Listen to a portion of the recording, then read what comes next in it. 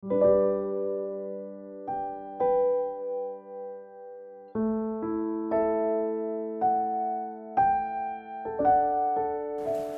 주간 안녕하셨습니까?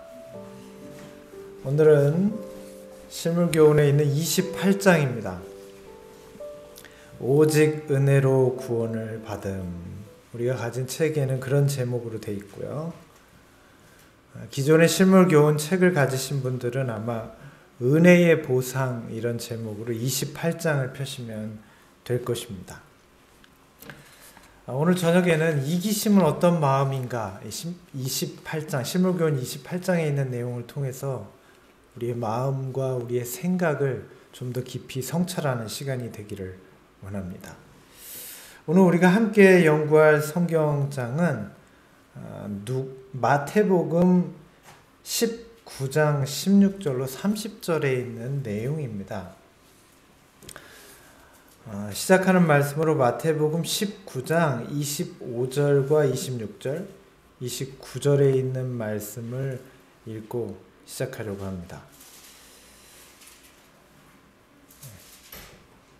이 성경절이 잘못됐네요. 이렇게 꼭 한두 절씩 틀리는지 모르겠습니다. 마태복음 19장 25절로 29절에 있는 내용 중에 성경절 몇 구절을 읽겠습니다. 제자들이 듣고 심히 놀라 가로되 그런즉 누가 구원을 얻을 수 있으리까? 예수께서 저희를 보시며 가라사대 사람으로는 할 수 없으되 하나님으로서는 다 할 수 있느니라. 또 내 이름을 위하여 집이나 형제나 자매나 부모나 자식이나 전토를 벌인 자마다 여러 배를 받고 또 영생을 상속하리라. 오늘 읽은 이 마태복음 19장에 있는 내용은 주님께서 한 청년을 만나는 말씀입니다. 말씀에 등장하는 한 청년은 재물이 많은 부자였습니다. 이런 비슷한 내용이 마태, 마가, 누가 다 등장합니다. 이 청년이 주님께 묻습니다. 무엇을 해야 영생을 얻겠습니까? 라고 묻습니다. 우리가 지난 시간의 말씀과 연관되는 내용이 있습니다. 이렇게 대답해요. 예수님이 말씀하시기를 계명을 지키라 그랬습니다. 그런데 오늘의 내용은 거기서 우리가 좀 더 우리의 편으로, 우리 사람의 편으로 한 걸음 더 들어가 보겠습니다. 주님께서 계명을 지키라고 말씀하셨을 때 이 사람의 대답은 다 지켰습니다. 였어요. 여러분, 오늘 우리는 그 대답을 하기가 힘든데 어떻게 이렇게 쉽게 대답을 할까요? 주님께서 하나님의 계명을 지키라고 말씀하셨을 때 이 청년 매우 쉽게 대답했습니다. 전 다 지켰습니다. 어려서부터. 그런데 이어지는 내용은 주님께서 그에게 무엇을 요구하시는지 알 수 있게 돼요. 주님께서 말씀하시기를 잘하였다 그랬습니다. 그리고 이어서 말씀하시기를 그러면 내 가진 재산을 다 가난한 자들에게 팔아주고 너는 나를 쫓으라. 그랬더니 이 청년이 근심하고 돌아갑니다. 그리고 나온 말씀이 이 말씀이에요. 부자가 천국에 들어가기가 얼마나 어려운지 낙타가 바늘귀에 들어가는 것보다 부자가 하나님 나라에 들어가는 것보다 그게 더 쉽다고 그러셨어요. 그랬더니 옆에 있는 제자들이 그 말씀을 듣고 한 말이 오늘 마태복음 19장의 말씀입니다. 그러면 누가 구원을 얻을 수 있겠습니까? 누가 구원을 얻을까요? 제자들은 왜 이렇게 대답했을까요? 그러면 누가 구원을 얻을 수 있겠습니까? 제자들은 뭘 봤을까요? 제자들은 어차피 돈이 많은 사람들이 아니잖아요. 이 청년이 만약에 전승대로 아리마대 요셉이라면 어마어마한 부자입니다. 그러나 예수님의 제자들은 가진 것이 있는 옷밖에 없는 사람도 있었고 또 배 한 척 아니면 작은 집 하나 뭐 이렇게 많은 재물을 가진 사람들이 아니었습니다. 그런데도 불구하고 제자들은 그 말씀을 듣고 심히 놀라서 누가 구원을 얻을 수 있겠습니까? 라고 물었어요. 오늘 우리는 구원을 얻을 수 있을까요? 우리는 예수님의 제자들과 다릅니까? 그래서 우리는 구원을 얻을 수 있습니까? 주님께서 이어서 말씀하십니다. 내 이름을 위하여 집이나 형제나 자매나 부모나 자식이나 전토를 벌인 자마다.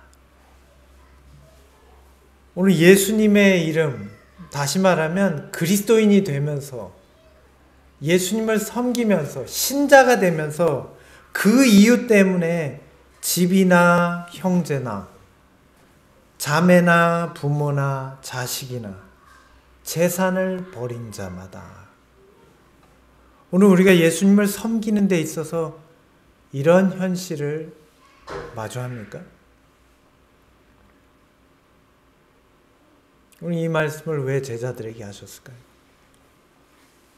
주님께서 이 말씀을 하실 때 이 말씀을 오늘 우리는 굉장한 부담으로 듣습니다. 집도 버려야 돼? 형제도 버려야 돼? 자매도 버려야 돼? 어휴. 우리는 이렇게 생각합니다.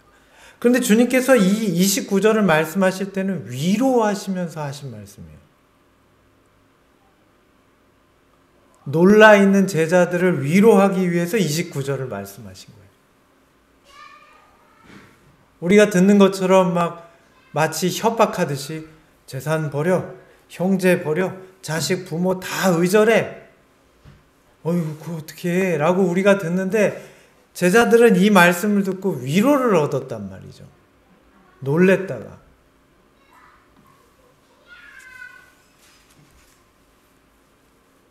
우리는 어떻습니까?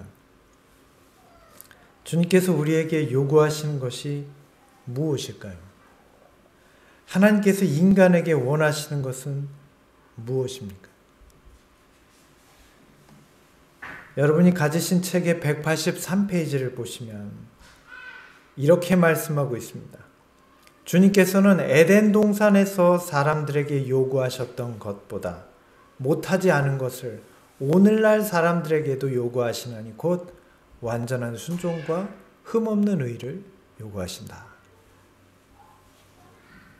하나님께서는 사람에게 바라시는 것이 에덴 동산에서 범죄하기 전에 최초의 인간에게 원하셨던 것과 지금 역시 다르지 않으시다는 거예요. 같은 것을 요구하십니다. 예수 그리스도께서 십자가 이후에 우리에게 요구하시는 것도 역시 같은 것을 요구하세요. 그것은 완전한 순종과 흠 없는 의를 요구하시는 것입니다. 오늘 내가 무슨 일을 해야 영생을 얻겠습니까? 라고 물었던 부자 청년은 완전한 순종과 흠 없는 의를 행하지 못한 사람인가요? 그는 분명히 계명을 지켰다고 말했습니다.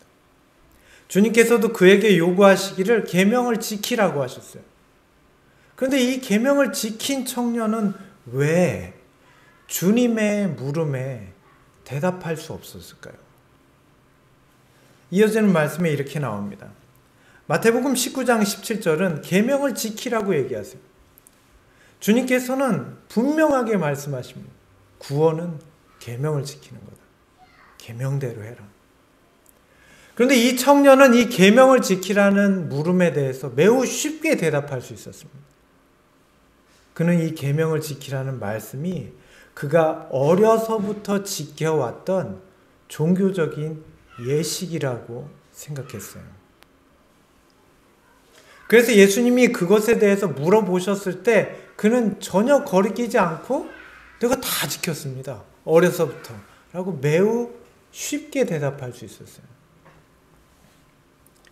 그런데 이어지는 실물교훈의 말씀에는 그것을 이렇게 설명합니다. 이 사람은 표면적이고 피상적인 율법에 대해서밖에 알 수 없었다.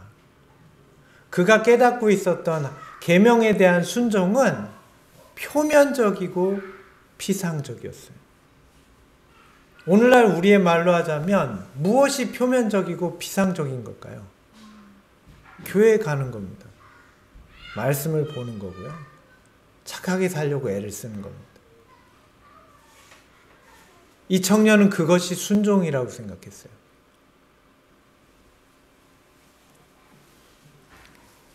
그래서 그는 말하기를 내가 이것을 다 지켰다고 말했습니다. 자, 그런데 다 지킨 청년이 왜 예수님을 찾아왔을까요? 이게 진짜 오늘 물음이에요. 자기가 다 지켰다고 생각하면 왜 예수님을 찾아왔을까요? 이미 영생에 대해서 그는 확실한 사람인데 뭘 하러 예수님을 다시 찾았을까요? 그는 왜 예수님을 찾아야 될 필요를 느꼈을까요? 그의 대답 중에 답이 있습니다. 그럼 뭐라고 예수님께 대답했죠? 내가 이 모든 것을 다 지켰습니다. 라고 말하고 뭐라고 대답했어요? 우리가 읽지 않았습니까? 뭐가 부족합니까? 라고 물었어요. 이 이야기는 그 청년은 그렇게 대답하면서 자기의 마음속에는 뭘 생각하고 있는 거예요? 내가 뭔가 부족하다는 것을 알고 있는 거예요. 우리 내일 이어지는 말씀에서 이어가겠지만 인간의 마음속에는 자신이 부족한 것을 깨달을 수 있는 마음이 있어요. 그것을 자연적 정의로 정의할 때 양심이라고 부릅니다. 거의 대부분의 사람들의 마음 가운데 들어있어요. 자기가 뭐가 부족한지 생각할 수 있는 마음이 들어있어요. 어떤 사람은 민감하기도 하고 어떤 사람은 무디기도 하지만 있습니다. 그래서 그 양심은 우리 마음속에 있는 부족을 드러내요. 그런데 이 청년은 자기의 기준으로 볼 때는 부족한 것이 없었습니다. 전혀 없었어요. 어려서부터 없었습니다. 그는 계명을 다 지킨 사람이에요. 자, 그런데 왜 예수님을 찾아왔을까요? 그가 예수님을 바라보았을 때 그는 예수님께 물어봐야 되겠다라고 마음에 느꼈어요. 무엇을요? 자기를 바라볼 때는 자기의 기준에선 전혀 부족한 게 없었는데 예수님을 보고 그분의 말씀을 듣고 그분을 만났을 때 그는 어떤 걸 깨닫게 됐어요? 내게 무언가가 부족하다는 마음의 소리를 듣게 되는 것입니다. 그는 절대 자기가 그 율법을 다 지킨 거라고 생각할 수 없었어요. 지금까지 그렇게 믿어왔지만. 왜냐하면 마음에 부족한 게 있었거든요. 오늘 여러분의 마음속에는 부족함을 느끼십니까? 우리는 어떤 부족함을 느낄까요? 왜 부족할까요? 우리는 교회에 다니잖아요. 지금도 왔잖아요. 이 코로나로 교회 생활이 정말 어려운 이때 우리 교회에 오지 않았습니까? 꺼려하시는 분들이 많고 많은 것을 감수하면서 이렇게 거리를 널찍널찍 뛰어서 예배드려야 되는 이 형편에도 교회에 왔잖아요. 마스크를 다 착용하고 숨쉬기가 답답한 상황에서 우린 예배 드리기 위해 왔잖아요. 여러분 이 자리를 기억하여 오실 때 아마 집에서부터 내가 뭔가 더 열심을 내야지 그런 마음을 갖고 이 자리에 오지 않으셨습니까? 그런데 우리는 뭐가 부족할까요? 왜 부족함을 느낄까요? 오늘 우리는 이기심이라는 것이 도대체 어떤 모양과 어떤 형태를 우리의 마음속에서 띠고 있는지 좀 더 깊이 생각해 보려고 합니다. 주님께서 이 청년에게 왜 그의 마음을 아프게 하시면서 그의 상태를 드러내셨을까요? 이어지는 말씀입니다. 주님께서 그에게 그의 형편을 드러내신 이유는 자신을 사랑하는 자는 율법을 범하는 자이기 때문입니다. 예수께서는 그의 마음속에 있는 이기심이 드러날 수 있는 시험을 허락하십니다. 그 청년은 주님께서 더 이상 그의 이기심을, 그의 마음에 있는 것을 밝혀내기를 원치 않았어요. 그래서 그는 두려움 속에 그 자리를 떠났습니다. 그의 마음속에서는 하나님을 섬긴다고 했지만 한 가지 우상이 있었는데 그것은 바로 세상이라는 신이었어요. 그는 하나님을 섬긴다고 하지만 실은 그의 마음속에 세상을 섬기고 있었어요. 오늘 우리가 부족함을 느끼는 것은 우리는 우리의 마음속에 무엇이 들어있는지 때때로 정확히 알지 못합니다. 그냥 볼 때 나는 선한 것처럼 보이고 이 정도면 잘하는 것처럼 보여요. 나는 최선을 다한 것처럼 느껴져요. 왜 최선을 다한 것처럼 느낄까요? 사람이 언제 최선을 다한 것처럼 느끼죠? 힘들 때 그렇게 느낍니다.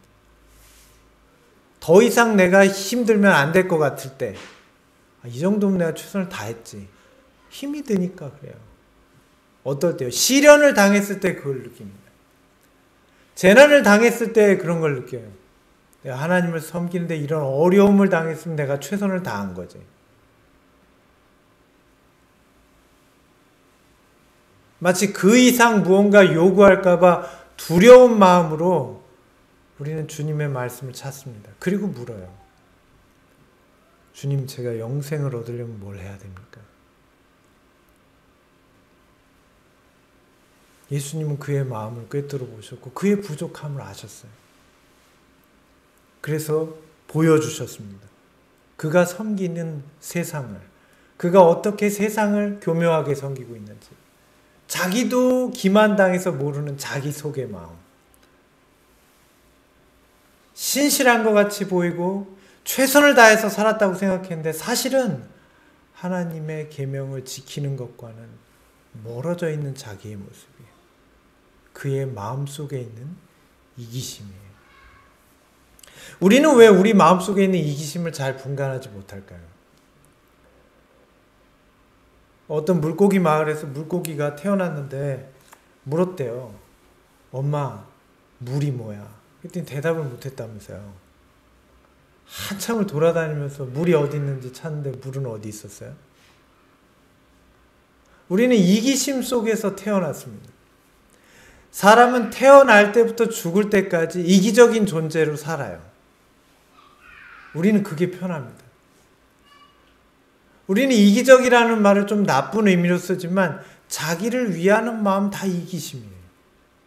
사람이 왜 삽니까? 자기를 보필하기 위해 살아요.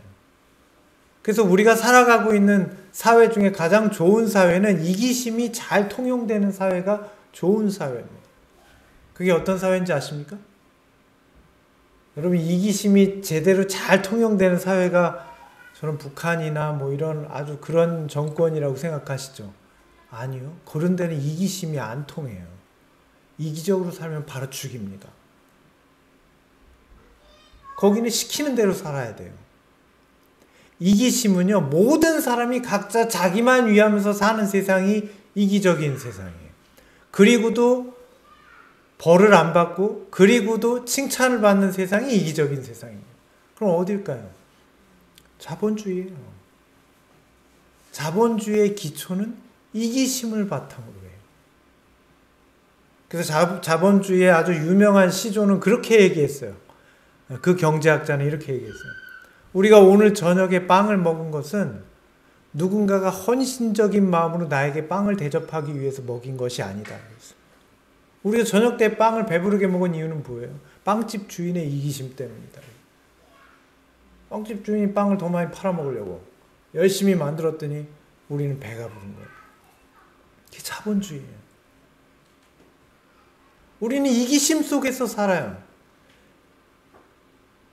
우리는 거기서 태어나서 거기서 자라서 그 이기심이 무엇인지 망각하고 사는 거예요. 주님께서 그 청년에게 그걸 드러내고 주셨어요. 그랬더니 예수님의 제자들이 왜 그럼 누가 구원을 얻을 수 있겠습니까? 라고 했는지 아시겠죠? 왜 그 얘기를 했을까요? 예수님의 제자들이. 자기도 똑같거든. 그의 말을 듣고 주님과의 대화를 통해서 내 마음속에도 같은 이기심이 들어있는 걸 제자들이 느낀 거예요. 그래서 예수님께 다시 물어본 거예요. 이기심이 없는 사람이 어디 있습니까? 그럼 누가 구원을 얻을 수 있습니까? 라고 말한 거예요. 오늘 우리에게 이 질문을 가져와 보면 그럼 누가 구원 얻을 수 있을까요? 이기심이 없는 사람이 여기 어디 있습니까? 그런 이기심이 없는 사람이 어디 있어요? 그럼 우리가 어떻게 구원을 얻을까요? 이 이기심이 없어야 되는데. 주님께서는 오늘 우리를 사랑하십니다. 이 청년은 하나님과 사람에 대한 진정한 사랑을 가지고 있지 않았어요. 제가 요즘 가장 고민하는 것이 바로 이겁니다. 내 마음속에 하나님과 사람에 대한 진정한 사랑을 가지고 있나라는 거예요. 구원받고 싶어서 하나님 믿는 건 진정한 사랑이에요? 아니에요? 그건 아니에요. 그건 언제든지 돌아설 수 있는 마음. 마치 이것과 똑같아요. 내가 저 사람이랑 결혼했는데 재산도 되고 얼굴도 이뻐. 근데 나는 잘못한 건가요? 잘못한 거 없어요. 좋아한 거잖아요. 얼굴 이쁘고 재산이 있으니까. 사랑입니까? 사랑은 아니에요. 이건 사랑은 아니에요. 이건 기호예요. 내가 좋아하는 거예요.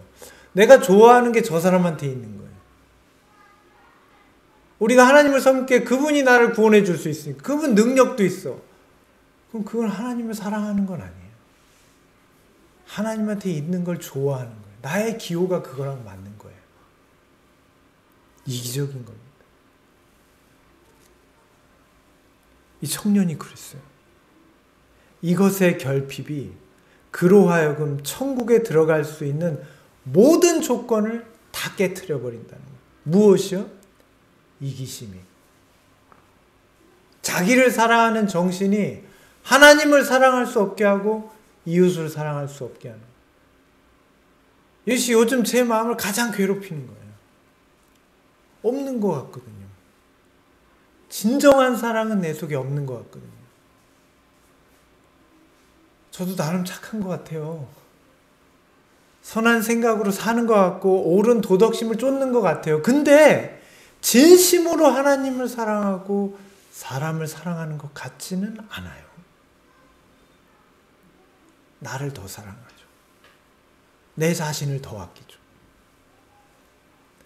그런데 예수님은 이 청년을 정말로 아끼셨습니다. 정말 사랑하셨어요. 그래서 그가 먼저 주님의 제자됨의 조건을 받아들이도록 요청하셨어요. 주님의 제자가 되려면 어떻게 해야 됩니까? 그의 재산을 내려놓아야 돼요.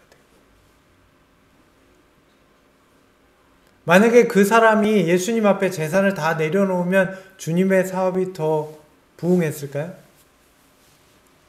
어떻게 생각하세요? 만약에 이 전승대로 내려오는 이 부자가 그 부자라면 대단합니다. 유대의 재산의 몇 분지 몇이 이 사람 거예요. 그럼 주님의 사업이 더 흥왕하고 부흥했을까요? 아니요. 주님은 그 사람의 재산을 털끝도 갖지 않으셨을 거예요. 아브라함이 그랬다면 예수님은 더 그러지 않으셨을 거예요. 예수님은 그게 필요가 없으세요. 근데 왜 그의 재산을 내려놓으라고 하셨을까요? 오늘 말씀이 분명히 설명하고 있습니다. 우리가 가진 실물교훈의 말씀이에요. 184페이지입니다. 주님께서 그를 정말 사랑하셨어요. 그래서 주님의 제자가 되려면 자신을 아낌없이 바치는 조건이 필요한데 그의 재산이 그를 막고 있는 거예요.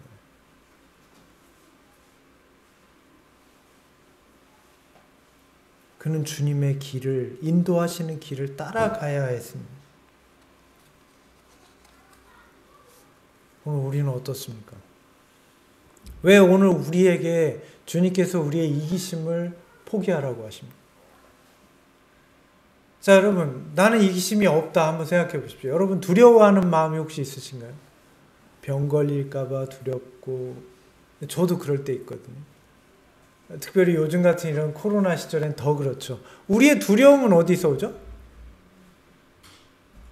내가 아플까봐 오는 거예요. 그걸로 인해서 내가 어떤 충격이나 데미지를 받을까봐 오는 거예요. 그건 어떤 마음입니까? 이기심이에요.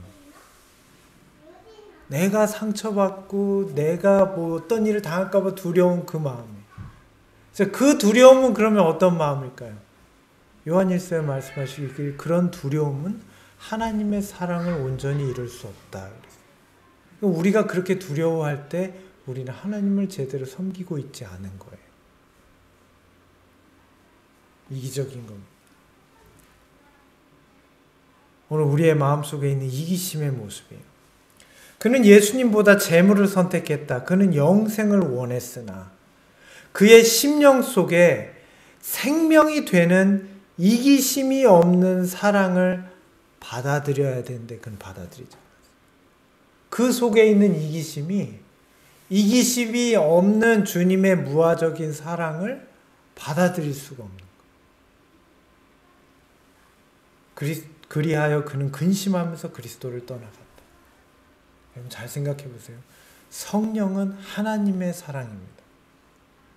그래서 하나님의 사랑으로 인간에게 전해져요. 하나님의 사랑을 충만히 경험하고 그리스도를 통한 하나님의 온전하신 사랑을 경험한 자에게 성령이 들어와요. 자, 그러면 성령은 이기적인 곳에 함께 하실 수 있을까요? 그럼 성령과 함께하는 사람이 이기적일 수 있어요?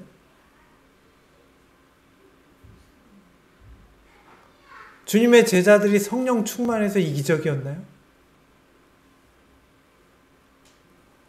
오늘 우리는 성령 충만을 원합니다. 늦은 비를 원해요. 그런데 우리는 아직도 이기적이에요. 왜 변화가 안 될까요? 왜 우리에겐 성령의 능력이 안 나타날까요? 왜 하나님의 말씀이 100% 믿어지지 않을까요? 왜 다가오는 시련이 두려울까요? 왜 우리는 수많은 죄악과 싸워서 승리하지 못하고 자꾸 무너질까요? 그 근저에는, 그 마음속에는, 우리의 마음속에는 뭐가 들어있을까요? 이기심이 들어있어요. 이 세상을 더 의지하는 마음, 나를 아끼는 마음, 이기심이 들어있는 거예요. 왜 화가 나죠? 이기적이기 때문에 화가 나요. 나를 위하는 마음이에요. 왜 변명하죠? 이기심 때문이에요. 왜 욕심을 부리죠? 왜 투쟁을 하죠? 이기심 때문이에요. 우리도 알지 못했던 우리의 마음 속에 이미 자리 잡고 있는 이 마음이 우리를 끊임없이 갈등하고 번뇌하게 만드는 겁니다. 그래서 이 청년은 예수님을 떠났어요. 주님께서는 그에게 사랑을 주시고자 했고 주님께서는 그에게 영생이 될 수 있는 이기심 없는 사랑을 전해주고자 하셨지만 그는 그의 마음속에 이기심과 부딪혀서 떠납니다. 주님의 제자들이 그 모습을 보면서 주님의 말씀의 빛을 통해서 그들의 마음속에도 그 부자 청년과 동일한 권력과 재물을 사모하는 마음이 들어있음을, 이기심이 있음을 깨닫게 됐어요. 그래서 그들이 그런즉 누가 구원을 얻을 수 있겠습니까? 라고 예수님께 말하는 거예요. 자, 여러분, 이런 우리에게 어떤 희망이 있을까요? 우리가 알면 알수록 이기심은 마치 오리털 이불에서 오리털을 뽑아내는 것처럼 계속 나와요.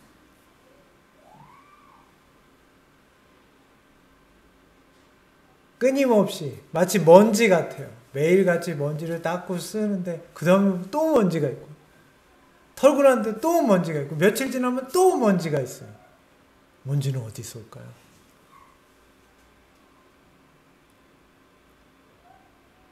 우리의 이기심을 어떻게 해야 될까요? 어떻게 해야 이걸 없앨 수 있을까요? 내가 죽지 않는 한, 이 이기심이 어떻게 사라질까요? 그래서 온전히 주님의 능력을 경험하고 주님께서 우리에게 주고자 하시는 그분의 사랑, 그분의 성품을 드러낼 수 있는 온전한 사랑을 경험할 수 있을까요? 주님께서는 놀란 제자들에게 이렇게 말씀하셨습니다. 예수께서 저희를 보시며 가라사대 사람은 할 수 없으되. 오늘 우리 사람으로서는 이기심을 없애는 건 불가능해요. 마치 물고기가 물 밖에서 생존하려는 것처럼 우리는 이기심 없이는 살 수 없어요. 이기심의 종말은 세상이 없어지는 거예요. 그래서 자본주의 경제는 이기심이 없으면 망한다고 그랬어요. 오늘 우리는 어떻게 하면 우리의 마음속에 있는 이 이기심을 다 내버릴 수 있나요? 우리의 능력으로는 할 수 없어요. 그런데 이어서 말씀하십니다. 하나님으로는 그렇지 아니하니. 너희는 할 수 없지만 하나님은 그러지 않으시니 하나님은 다 하실 수 있느니라. 우리가 불가능하게 여기는 우리의 마음속에 우리와 착 달라붙어서 절대로 떼어질 것 같지 않은 이 이기심을, 인간이 죽어도 사라지지 않는 우리의 영적인 본성인 이 이기심을 주님께서는 없애주신다. 어떻게 없앨 수 있을까요? 실문교훈의 말씀에 그분의 은혜를 이렇게 설명합니다. 누구든지 그리스도의 거저 주시는 은혜로 말미암아서만 하늘 도성에 들어간다. 우리의 구원은 전적으로 은혜입니다. 왜냐하면 예수님이 아무 대가 없이 그냥 우리는 못하는데 다 해주셔.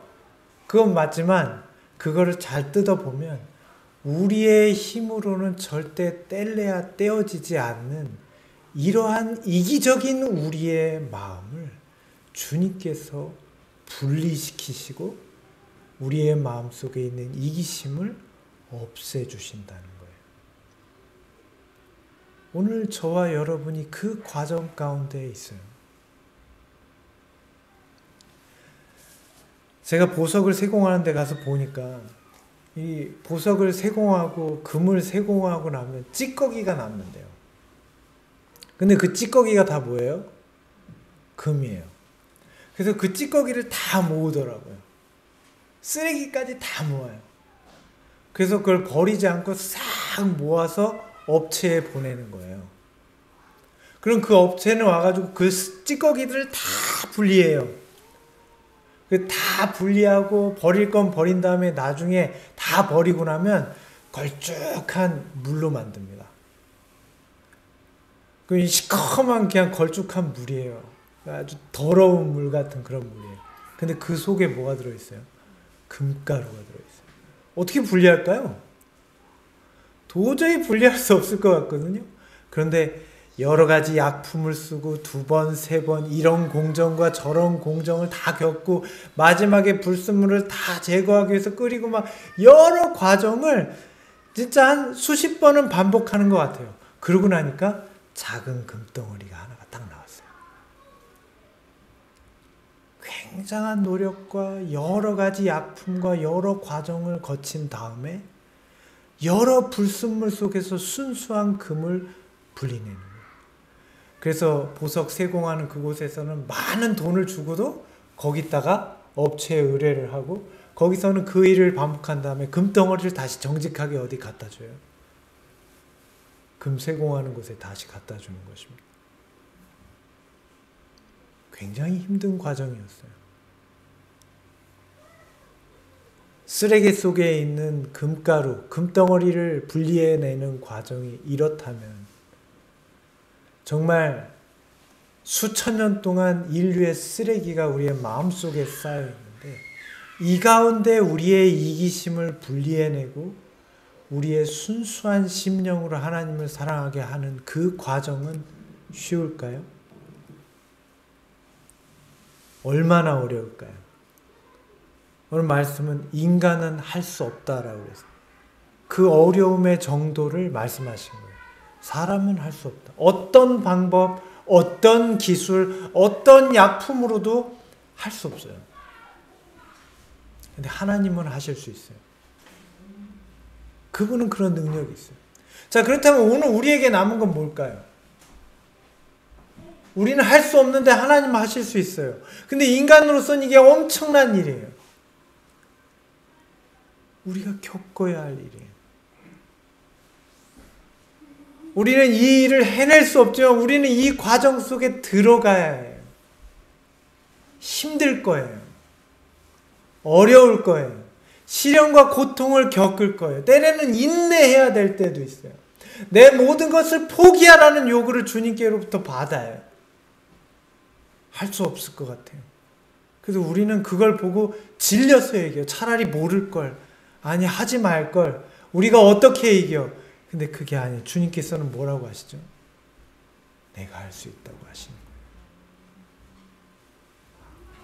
오늘 우리는 그 은혜로 주님의 나라에 들어갑니다. 사람이 불가능한데 그 이유는 사람의 마음은 이 세상과 이 세상의 물건에 대한 애착을 가지고 있기 때문이라는 거예요. 그러나 하나님은 그분의 무화적인 사랑, 그분의 어마어마한 사랑으로, 그분의 헌신과 중보로, 그분의 희생과 구속을 통해서 우리의 이기적인 마음을 녹이시고 우리의 이기심을 우리에게서 분리해내십니다. 그것이 예수님의 희생이에요. 주님께서 이 땅에 오셔서 그분의 희생을 보여주시고 오늘 우리에게 복음으로 전해주신 이유는 우리의 마음속에 있는 이기심을 우리로부터 완전히 분리시키기 위한 것입니다.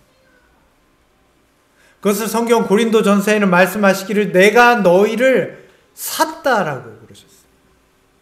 값으로 산 것이 되었으니 이제 너희는 너희의 것이 아니다라는 거예요.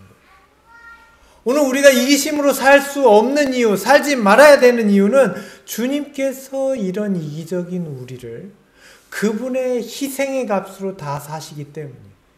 인간에게서 이기심을 분리해낼 수 있는 유일한 방법은 그리스도의 피의 보혈로 구속을 받는 거예요. 주님께서 우리를 다 사신 거예요.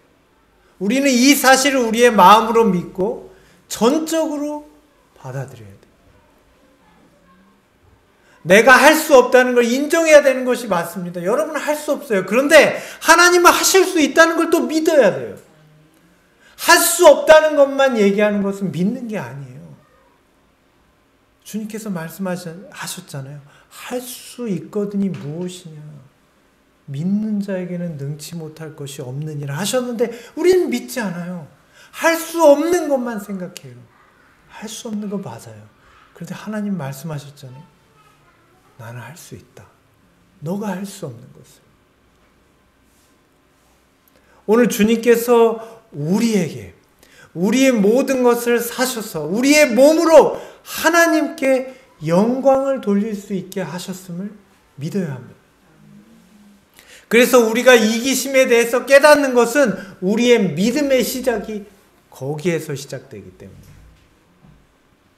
우리가 완전히 전혀 의롭게 될 수 없는 완전한 이기심이 우리의 마음 가운데 아주 완전체처럼 이기심의 화신으로 우리가 존재한다는 것. 우리는 그걸 뗄래야 뗄 수 없다는 것. 그러나 주님께서는 이런 우리를 의롭게 하실 수 있는 것입니다. 빌립보서 3장 7절로 8절에 있는 말씀을 함께 읽어보겠습니다.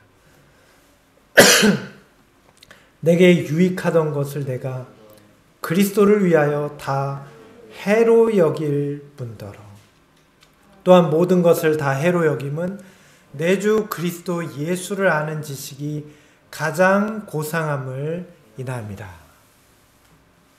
여러분 이 말씀이 이해가 되십니까?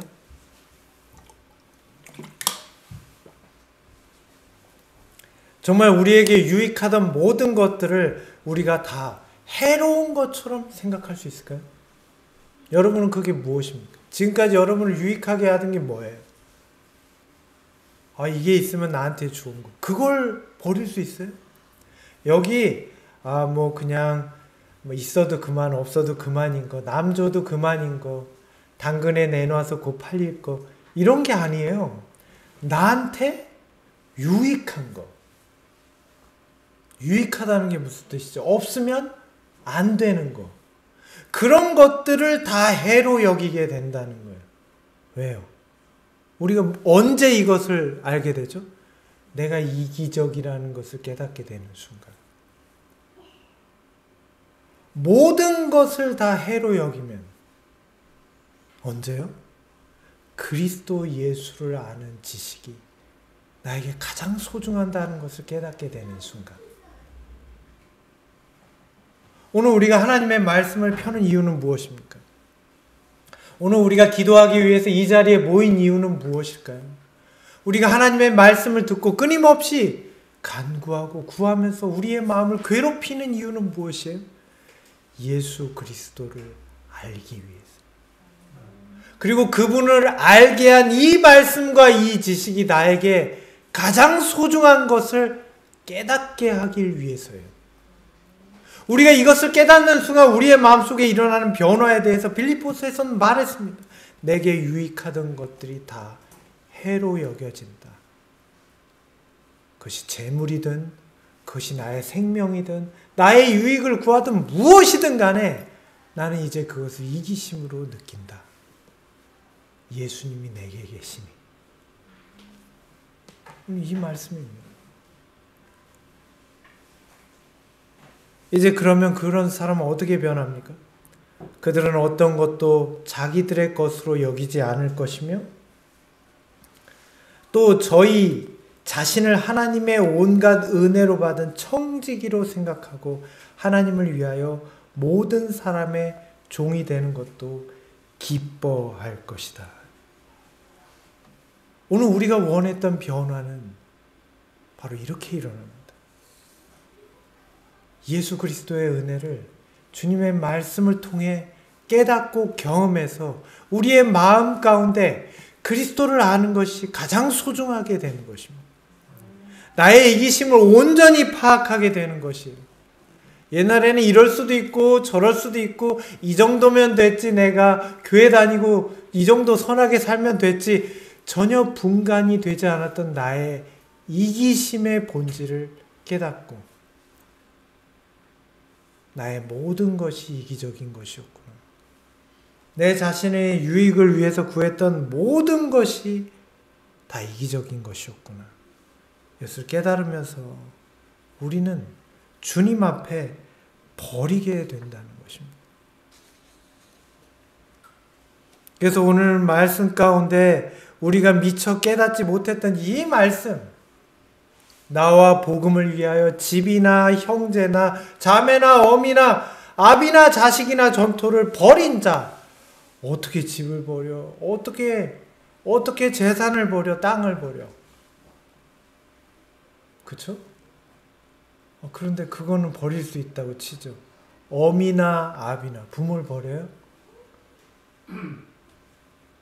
왜냐하면 인간은 이기적인 모습에서 자기 부모를 섬겨요. 남의 부모를 내 부모처럼 섬기진 않아요. 우리는 자식을 사랑해야 됩니까? 사랑해야죠. 근데 남의 자식을 내 자식처럼 사랑하진 않아요. 이기적인 거예요. 우리가 당연하게 여기는 거지만 이기적인 거예요. 그런데 여기 말씀하시죠. 버린 자는. 왜 버렸죠? 주님의 말씀을 통해서 그리스도의 희생을 보고 주께서 내게 계시니 나의 이기적인 본질을 깨닫고 난 다음에 이걸 포기해야 되는 거예요. 지금 이 세상에서. 그렇게 한 자들에게 주님께서는 금세에 지금 이 세상에서 집과 형제와 자매와 모친과 자식과 전토를 다시 돌려주시겠다는 거예요. 왜 주실까요? 금방은 버리라고 했는데 왜 주시죠? 이제는 우린 이기적으로 그들을 가지지 않아요.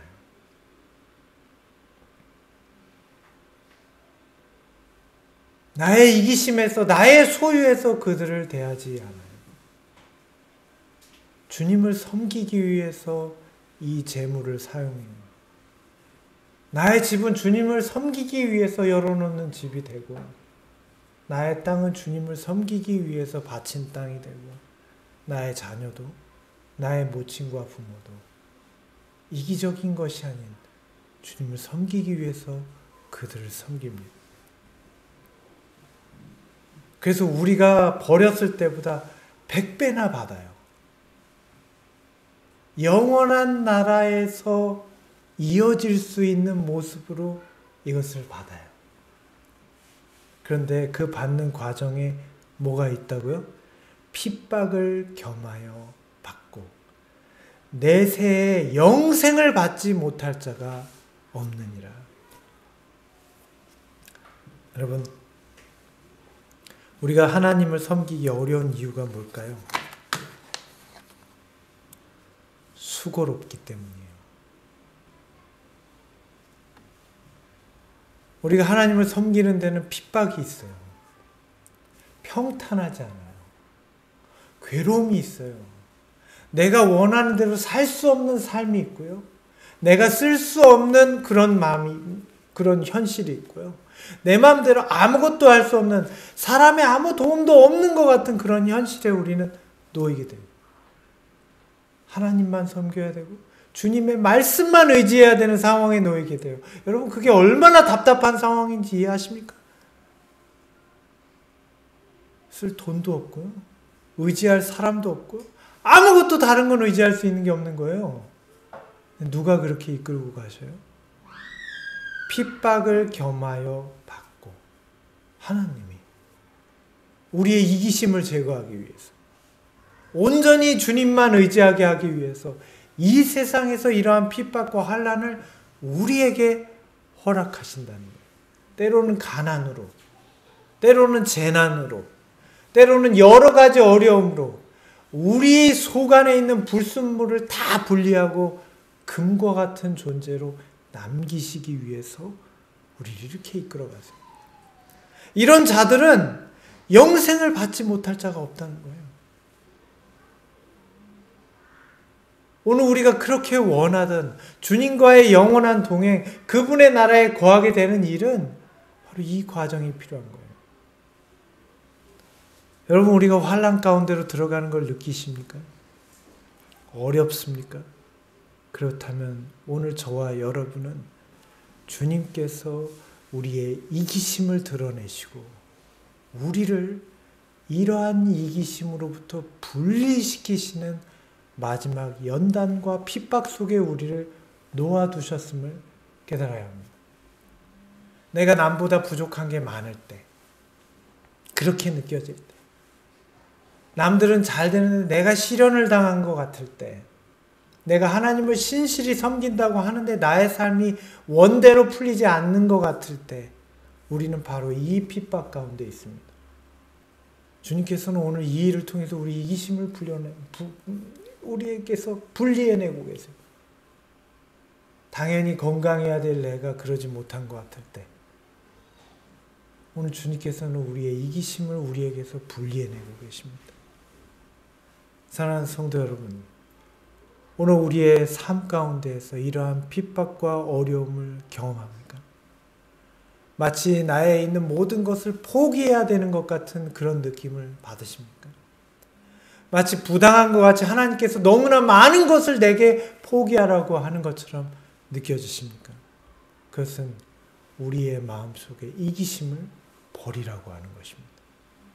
내가 할 수 없는, 스스로 할 수 없는 그것을 하나님께서 나를 사랑하심으로 이 청년에게 하셨던 것과 같이 이루시는 거예요. 더 놀라운 것은 만약에 이 청년이 아리마다의 요셉이라면 주님께서는 이 부자 청년에게서 그 일을 해내셨습니다. 주님의 제자들 가운데서 이 일이 가능하게 하셨어요. 오늘 우리에게는 어떨까요? 사랑하는 성도 여러분, 오늘 저와 여러분이 주님께서 우리를 이끌고 계시는 이 놀라운 우리의 이기심을 분리시켜내시고 우리를 주님의 영광 돌리는 존재로 변화시켜가는 과정에 오늘 우리를 이끌고 계심을 기억하셔야 합니다.